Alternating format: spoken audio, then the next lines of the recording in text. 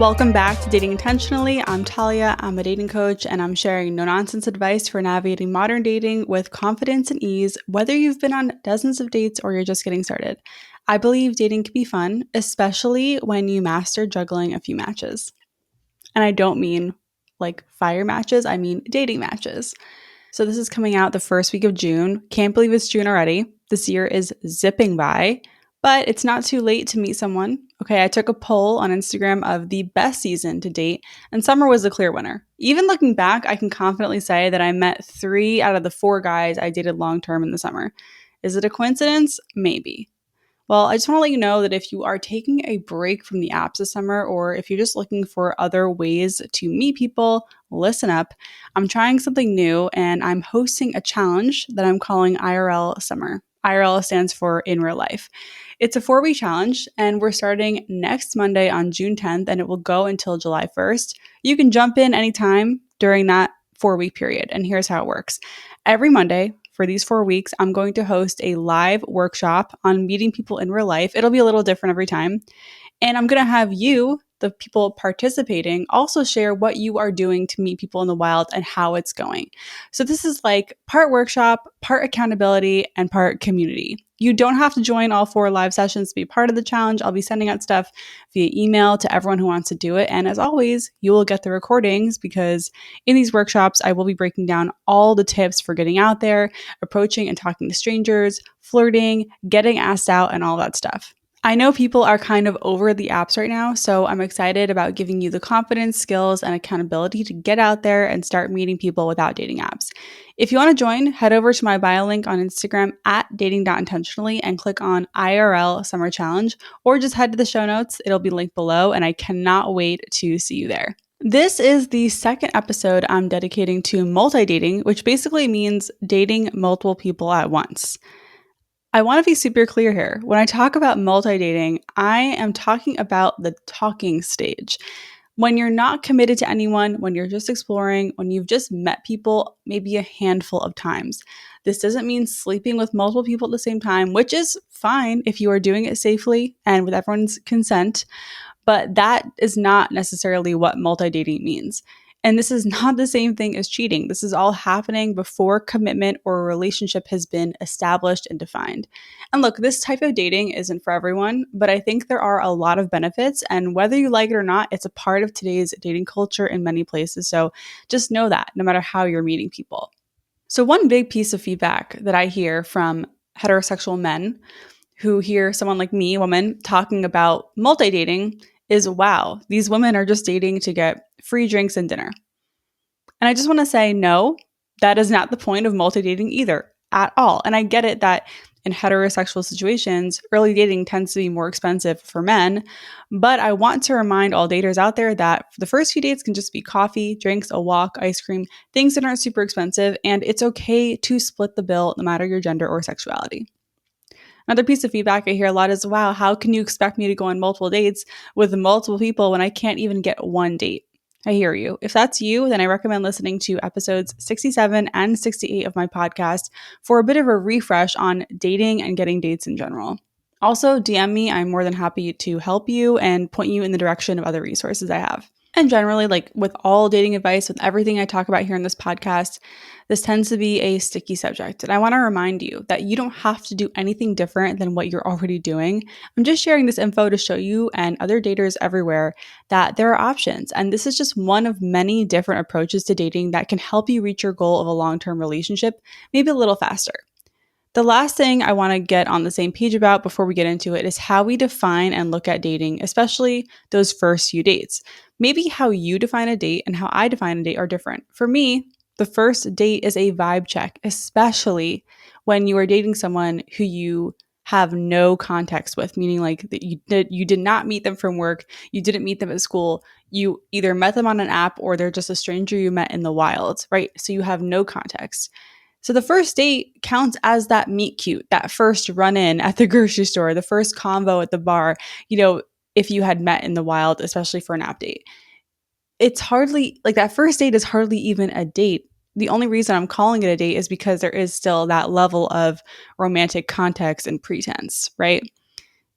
And maybe to you, a first date is more serious, and that's okay. Maybe there's more weight to it for you. I just think it's really important to define this for yourself and know that we are in a dating culture where most people don't believe you are exclusively dating, meaning you're not dating other people from day one, and that defining a relationship is a process and a conscious, explicit decision that comes with a conversation. It's not assumed. So just know that that is how most people are dating today, I would say in America and many other countries. Not all countries, obviously, but it is very pervasive. So, in my initial episode, I mostly focus on my own experience dating multiple people. So, if you want to hear that, that is episode number 16 from April 2023, and I'll link it in the show notes.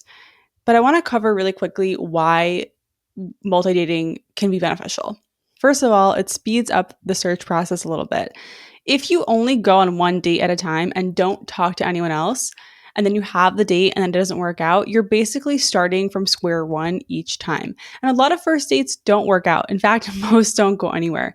So if you're at least entertaining, like talking to other people and potential dates, then when one falls through, you'll have some momentum and you could just jump back in with another person. So that's how multi-dating can speed up the process. It's also really great if you tend to get attached quickly. So it's hard to attach to someone when you have multiple people in the mix. It kind of forces you to slow down because you're busy dating other people, right? Your schedule is full. You can't have a date 3 times. You can't see someone 3 times in a week because you have other dates lined up. It also helps you prove to yourself that there are other people, you can like other people, that you don't have to go all in on the first person who's nice to you, right? So that's another reason why multi-dating is great, especially if you have anxious attachment. And like I said, it proves abundance. If you're someone like who says like, there's no one out there, no one wants to date me, all the good ones are taken, yada, yada, then taking this approach to dating multiple people can prove to you that there are a lot of potential matches out there. Okay, maybe most people aren't for you, but you can at least get rid of these limiting beliefs that all the good ones are taken and no one wants to date you. And finally, it's fun. Look, when I was dating rotationally and entertaining multiple matches, I felt like a real live bachelorette. It was so fun. And like I said earlier, it just proved over and over that there are good people out there and I can have a lot of different connections and a lot of fun, different experiences while dating. So in this episode, I want to dive a little bit deeper into how to multi-date successfully. I gave some tips in the last episode and I want to expand on them. So here we go. The first one is have an open mind. So to successfully date multiple people, you have to be a little bit more open, which will absolutely benefit your dating life if you tend to be too picky and selective. This switch up might be what you need to break out of a cycle, right? If you're currently not multi-dating, maybe doing this and switching it up will help you feel, reinvigorated or more energetic around dating as well. And it's okay to date just to date. Sometimes going on a date, even though you know it won't go anywhere, or if you're in a place of you're not ready for a relationship, this can help build your confidence in dating skills. But it starts with having an open mind because you really can't. It's not that you can't. It's just really difficult to multi-date and just line up all these dates and talk to these different people, if you are really, really picky and selective. And I know I don't want you to think that having an open mind means lowering your standards, because again, lowering your standards would be having a relationship with someone who does not meet your standards. Having an open mind is giving someone a chance, right? We're just talking about 1 to 3 dates here. That's not lowering your standards. That is giving someone a chance and having an open mind. The next tip is limit yourself to talking to 2 to 3 people. For me, it was 3. And that means like messaging, texting, and setting up dates with only a few people. 2 is plenty for most people, to be honest. And my rotation of 3, this is how it worked for me. I would basically be texting and setting up dates with 3 guys, right? Actively seeing them. And then when one wouldn't work out, I'd go back to the apps and find someone to fill their slot. I know it sounds bad. It doesn't sound great, but that's how I did it. That was my system and it worked really well for me. And I had to figure out, it took me time to get there. Like there were times where I lined up 7 first dates in a week, which was, unhinged. There were times where I was only dating one person at a time. And I found that 3 was my sweet spot. So to figure out how many people to see at once, you might want to play with it. You might want to experiment a little bit, see what works for you, see what you can handle. Again, I think 2 is plenty. The third tip is to not compare your dates to each other. So this is another sticky point in multi-dating where people will be like, "Well, I don't want to I don't want to compare people to each other." And you're not comparing person A to person B and deciding who to date. You're comparing people to your needs and your goals. And that is the same for no matter how you're dating, right? Whether you're dating one person at a time or you're entertaining multiple matches, you are going to be measuring people against what you need and what you're looking for. So how do you do that? Well, first, you've got to know your needs.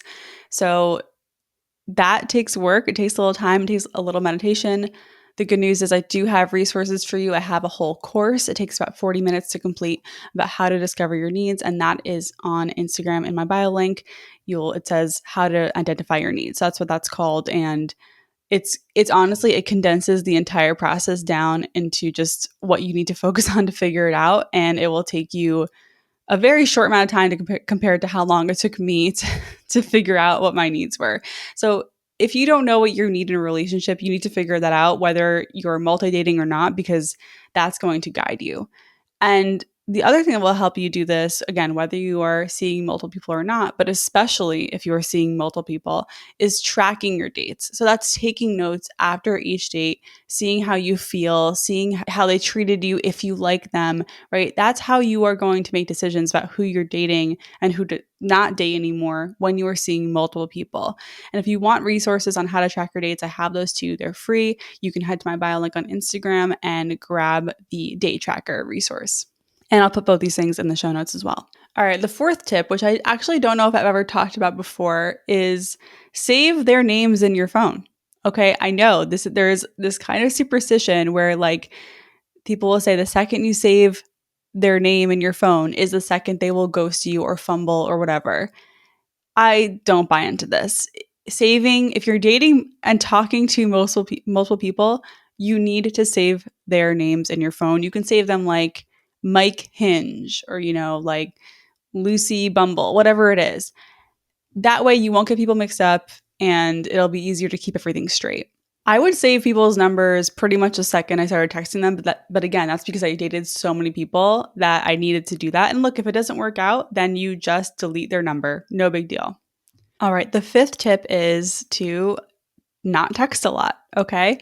So when you are dating multiple people, super important to keep the texting to a minimum because you will feel so burnt out and exhausted from having ongoing text conversations with 2 to 3 people. It is definitely overdoing it if you're just texting all day with multiple people, and you will mix up details. So keep the texting to a minimum, which is advice I would give any dater doing any approach to dating, right? Because texting, and I have a whole episode on this as well. It's called Texting 101. Texting creates a false sense of intimacy. It allows us to build up a whole fantasy in our head about the person. It's just not great for dating. Okay, we talk about this all the time. So don't text a lot, especially if you are seeing multiple people. Keep the texting to just planning and quick check-ins throughout the day, maybe sharing inside jokes or, trading a few PG photos of what you were doing throughout the day if that's your style. So again, that'll help you keep everything straight. The sixth tip, really important, is keeping dates short. So if you're dating multiple people and you tend to get tired out, or if you're an introvert, if you just don't have a lot of time, keep the dates to 2 hours max. And again, multi-dating is not something you really keep doing beyond date 5 or 6, typically. So the first few dates can be short. It's totally okay if you're just going to hang out for an hour to 2 hours with someone that you're just getting to know. You don't need to give them a whole Saturday afternoon, or you don't have to have sleepovers with them. Just keep them short. And you might be thinking, how do I create a connection in a short amount of time? And look, maybe this is less about the connection and more about exploring and getting to know if they're even worth making a connection with, right? That's early dating, especially those first few dates, is really exploratory. You're just learning about who they are, their values, what they're into, what they want. it's not really about making a connection at that point. It's really just like, do I even want to invest emotional energy into this? Are you the kind of person I'm looking for? So that's why that type of exploration does lend itself to shorter dates, if that makes sense. So again, that's just another tip so you don't get tired out and so you actually have time to multi-date, is to keep dates short. Let's talk about when to stop, because like I just said, it's not something you're doing, past a certain point. It's really just for like date 1 to 3. That's when you can have some overlap. Beyond that, it gets a little trickier. So when to stop is when you find someone you're interested in, right? When you find a person who you actually want to invest in and make a connection with and explore an actual relationship with, if you are looking for monogamy. You might want to cut someone off when you've gone out with them 5 times and you're still not really sure. At that point, if you're not attracted to them and if you're not really sure about them, it's okay to call it off. Also, stop when you feel overwhelmed or guilty. So that was a big sign for me. When I felt guilty is when I stopped seeing other people and wanted to focus on one person because that connection was like taking off, right? So that was a signal like, okay, I'm feeling guilty. Maybe it's time to cut things off with other people and just focus on one person. And if you're feeling overwhelmed, like you just can't handle it, cut it off. It's okay. And finally, if you're burnt out, that's definitely a sign to stop. If you're not excited to meet these people, if you're not excited to date, that's just a clear sign to not force it and just stop doing it for a while, no matter how you're dating. One way I like to look at multi-dating is like making plans with multiple friends in a period of time. You don't have to make one plan at a time with friends, right? Maybe one group of friends invites you to a brunch on a Saturday, and then another friend is coming over to your place to watch a show on a Thursday, and then you have happy hour with your work friends on a Tuesday. That's kind of how multi-dating works too. It doesn't have to be that deep or complicated, right? Especially from those first few dates when there is no commitment or relationship to speak of. You are just figuring out if you want to have a relationship with that person. You don't need it to be exclusive with them from the jump. And I know someone out there is listening to this like, what if I don't have time for all that? And I get it. You're busy, you have a life, you have other things going on, you have errands, you've got your workout schedule, you've got to sleep. I mean, there's a lot to do. And if you want to try this out, but you don't have time to arrange multiple dates in a week or in a 2-week period, then try to do some FaceTime calls instead. You can still kickstart the process by offering FaceTime or video chats on your computer, which is how I did it with my fiance. Like we had our first few dates, literally, I was sitting on my laptop. That's a way to fit in multi-dating without actually leaving your place and fitting in time to get, do the whole thing of getting ready and like picking a place and arranging a date. Then you can still meet multiple people without leaving the house. If that were me, I would do a thing where I basically have one in real life date a week and set up FaceTimes with 1 or 2 other people during the same week, so that if that first date didn't work out, I'd still have other people to see if I wanted to. Like with anything else in your dating journey, this is something to experiment with, to play with. You don't have to commit to this approach to dating, just like you don't have to commit to anyone you go out with a few times. You're in the driver's seat and you might love multi-dating, you might hate it. There's really only one way to find out, and I recommend giving it a shot. I also want to touch on what to do if you've already tried multi-dating and you know it's not for you, but you still want to find a way to take things slow and avoid rushing into it. So instead of multi-dating, you can just lean deeper into your hobbies, your social life, other commitments you've made to yourself or projects you're working on. The key is just not to drop everything for the person you have crazy strong chemistry with. So you can do that by filling your schedule with more dates, or you can fill your schedule with the things you love, or a little bit of both, depending on how much energy you have or what you feel like doing.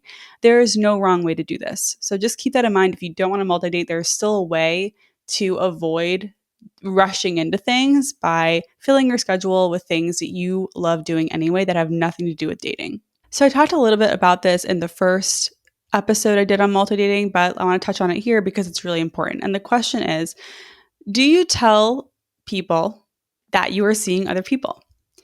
And my approach may not be one you agree with, but generally, no. Like, here is why. Hear me out.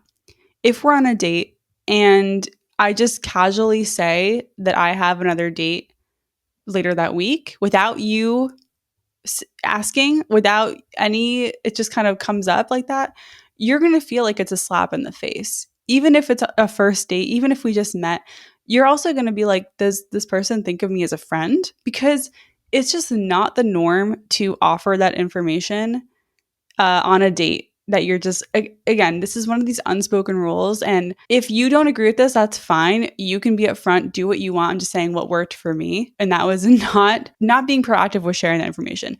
Of course, if it came up, if they asked me if I was seeing other people, I would absolutely be honest. But sharing that just without them even asking is, again, it's just going to feel like a slap in the face. It's going to be a hit to their confidence, and it's going to be a hit to the connection that we're building. So it's okay if you don't want to offer that information without being asked. And it's okay if you do. Okay. Do what works for you.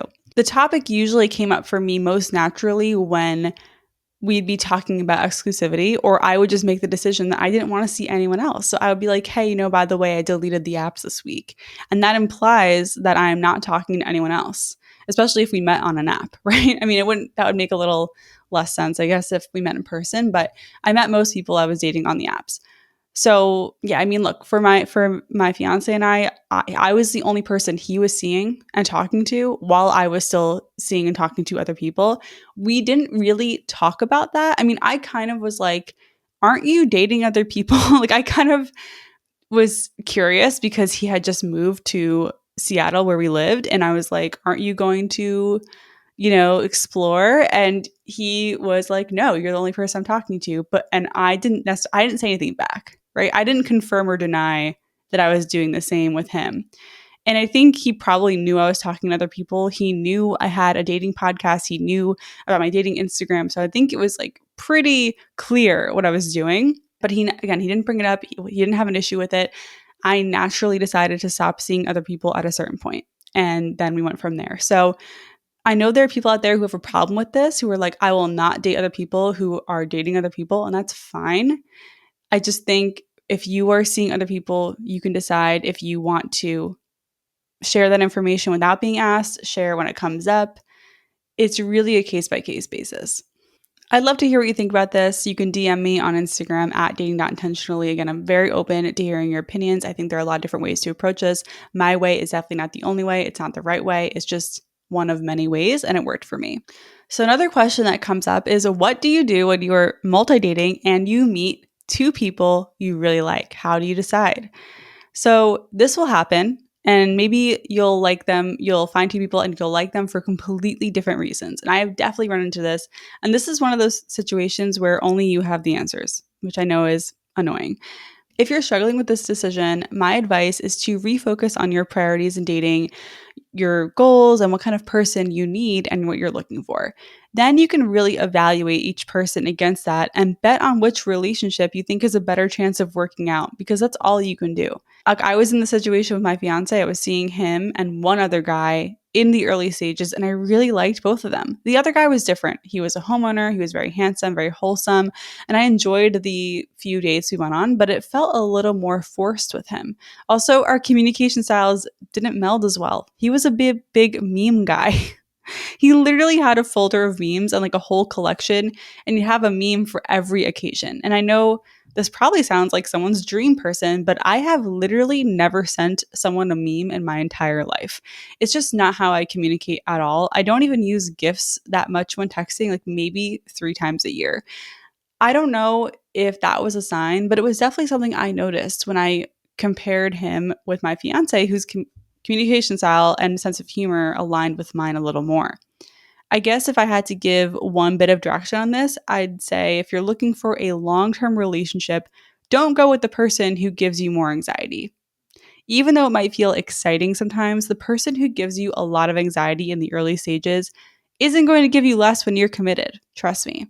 Being in that situation is tough. Ultimately, whatever decision you make is going to be the right decision. Trust your gut, and don't forget what your goals and your needs are.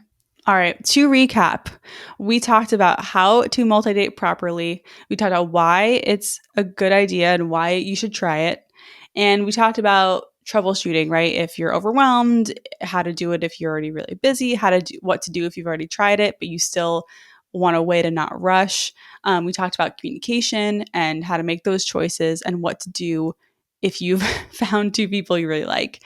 And I hope this helps you. I hope this gave you some clarity. And I hope this inspires you to try a different approach if you've never tried it before. It can be really fun or it can be really overwhelming and maybe you'll hate it. There's only one way to find out. I also want to take a second to remind you to rate this podcast if you are enjoying it. If it's helping you at all, I'd really appreciate it. You can rate it on Spotify by tapping the three dots under the show title, or on Apple, you can scroll all the way down to the bottom of the show and then rate it there. Thank you so much. 5 stars are really appreciated. If you are still here, I am going to share some personal updates. So I just got back from my Grand Canyon birthday trip. It was so great.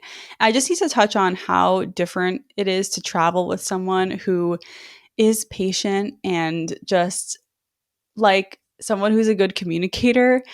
Johnny, my fiance, is seriously, it's just traveling with him is so different than traveling with my ex. And Johnny and I are still, we've only been together for less than 2 years. We haven't done that many trips, just the two of us. So it's still a revelation and a breath of fresh air when we travel together. And it is just so easy. I'm going through a phase in my life where I keep losing my wallet or like misplacing it.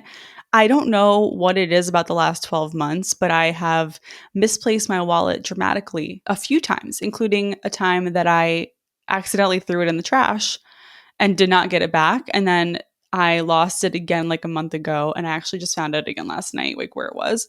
Anyway, we were on a road trip and I thought we were joking about losing my wallet, and I thought my wallet fell out of my pocket at a stop, and we were getting out of the car. And I'm like, oh my God, I can't find it. I had a full-on meltdown, like crying, like just like, oh my God, like why does this keep happening to me? Like why do I keep losing my wallet? Why does this happen? I was just so sad, and I was terrified because I had booked all of our stuff with on my credit card and my ID, and I didn't have it. So it was just a really stressful moment. I was feeling so ashamed, just horrible. And Johnny is just so kind and so patient. He was calming me down. He was like, it's gonna be okay. It's gonna work out. I was working on checking into the hotel, and he went back to the car and he did find it. We learned I'm just really bad at looking for things. I'm not thorough or patient at all. And he actually found it. And that's just one example of like how he just is so good to me and so patient, and just, I don't know, I appreciate him so much. And the other thing that I noticed is like we just don't have any tension. I'm used to being with someone, in the past who just wasn't open to having certain conversations, and there was always a lot of tension. There was always this feeling of me holding things back and holding things in, and I couldn't say what I wanted to say, and there wasn't a lot of affection and love and connection. But with Johnny, there's just like there is no disconnection. There is no feeling of tension or like I'm hiding something or I'm not getting a need met. And that, it just makes traveling so much calmer.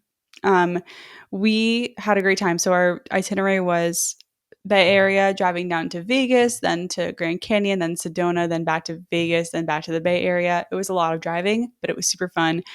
We stopped at this place called Alien Jerky, which is about an hour away from Vegas, and it was epic. We actually stopped there twice. And Johnny, I posted this on Instagram, but Johnny like bought beef jerky. He put it on a lanyard and put it around my neck and was like, hold this, I'm going to the bathroom. And in the time he went to the bathroom, there was this guy with a dog, and he asked me out. Like he was like fully just, I'd been in a car for 8 hours.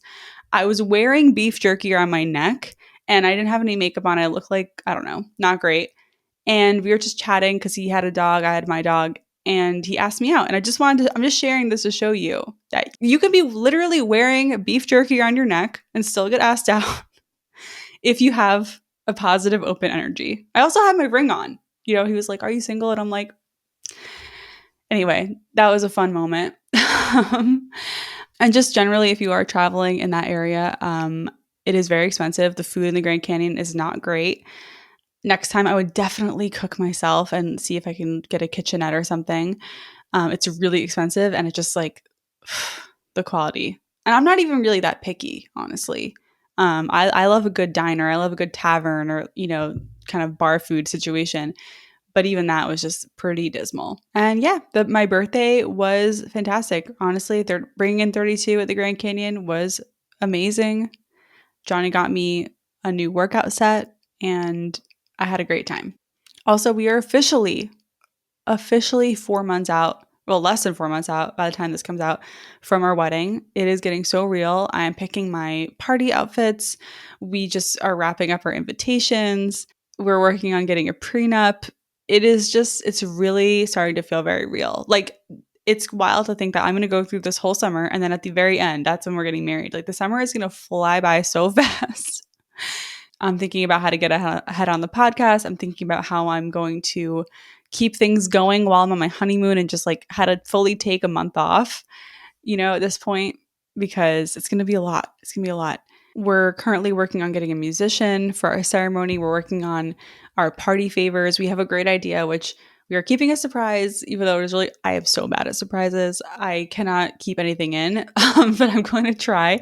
But we do have a really good party favor that I think people actually like, and we are going to have a lot of fun naming it. I'm very excited to reveal that when it all happens. But yeah, wedding planning is going well. If there are any specific updates you want to hear about the wedding while we are planning it, please DM me on Instagram at dating.intentionally. I'm so happy to share on the podcast, but it's like, what do you want to hear?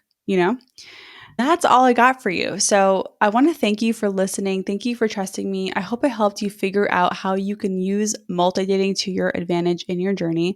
And don't forget, you're doing great. I'd love it if you share this episode with someone who is navigating dating and might need a little confidence boost or some tough love. If any of these episodes have helped you in your dating journey, you can help me by leaving a stunning review on Apple or giving Dating Intentionally 5 stars on Spotify. I'd really appreciate it. Once again, I'm Talia. This has been Dating Intentionally, and I'll catch you next time.